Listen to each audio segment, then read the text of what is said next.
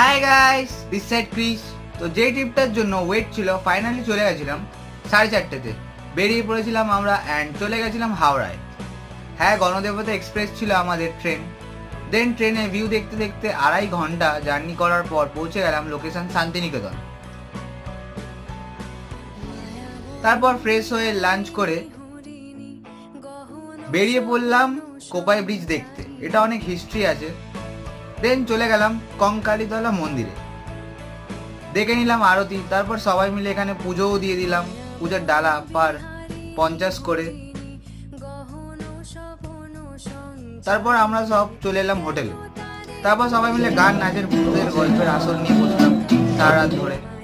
পরের দিন চলে গেছিলাম সকাল সকাল সোনাঝুরি হাটে টুকটাক জিনিস নিয়ে। লাস্টলি ব্যাকপ্যাক করে শান্তিনিকেতনকে টাটা করে ব্যাক টু কলকাতা।